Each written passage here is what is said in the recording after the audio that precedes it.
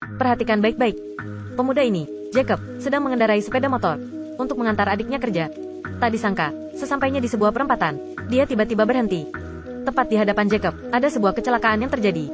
Tahu situasinya mendesak, Jacob mengabaikan larangan adiknya, Jenny, dan bergegas menyelamatkan korban. Saat ini, Jacob tidak pernah berpikir bahwa aksi heroiknya sudah mengubah hidupnya. Tampak Jacob berada di pinggir mobil, mencoba membuka pintu mobil. Namun, pintu itu tetap tidak terbuka.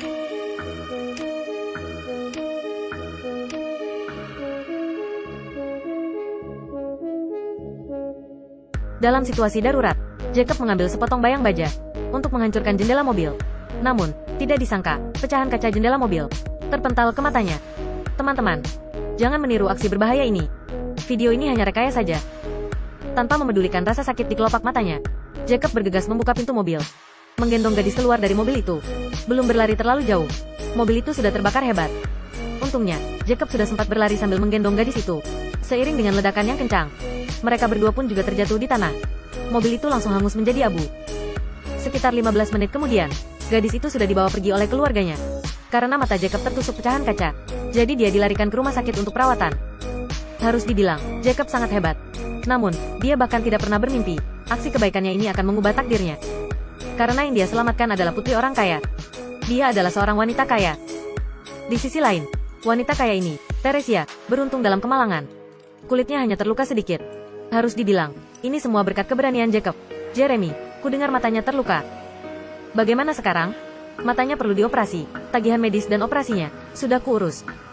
Meskipun terlihat lega, tapi Teresia juga merasa tidak enak. Bagaimanapun juga, Jacob adalah orang yang memberinya kehidupan kedua.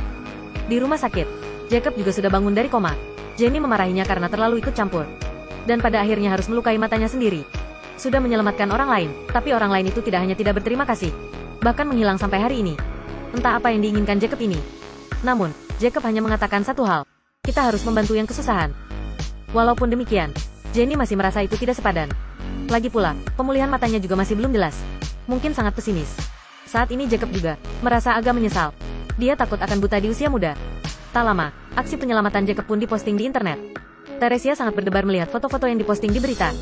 Dia sangat berterima kasih kepada Jacob. Dia tahu Jacob terluka demi menyelamatkan dirinya. Jadi, Teresia segera memutuskan akan ke rumah sakit untuk mengunjungi Jacob.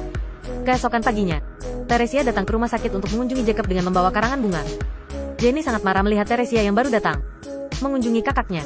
Kalian tidak merasa datang terlambat? Maaf, aku sedikit terlambat. Aku hanya ingin berterima kasih secara pribadi. Terima kasih sudah menyelamatkanku. Sama-sama. Sudah seharusnya. Bagaimana bisa ini sudah seharusnya? Aku sudah melihat foto-fotomu menyelamatkanku di internet. Di sana ada banyak kerumunan. Tapi kamu satu-satunya yang bersedia menyelamatkanku. Sekarang, orang yang bersedia mempertaruhkan nyawa untuk menyelamatkan orang asing sepertimu. Aku rasa itu jarang sekali. Awalnya, aku pikir aku sangat beruntung. Setelah itu, aku baru tahu. Semua karena kamu. Aku baru bisa mendapatkan hidupku kembali. Teresia juga menyuruh Jacob beristirahat dengan tenang. Katanya dia pasti akan menyembuhkan matanya. Jika tidak bisa disembuhkan di dalam negeri, maka Jacob akan dibawa berobat ke luar negeri. Entah di dalam atau di luar negeri. Jika matanya tidak bisa disembuhkan, apakah kamu pernah berpikir harus bagaimana? Jika dia tidak bisa melihat lagi selamanya, maka hidupnya hancur di tanganmu. Apakah aku salah? Jika dia tidak bisa melihat lagi, aku akan merawatnya seumur hidup.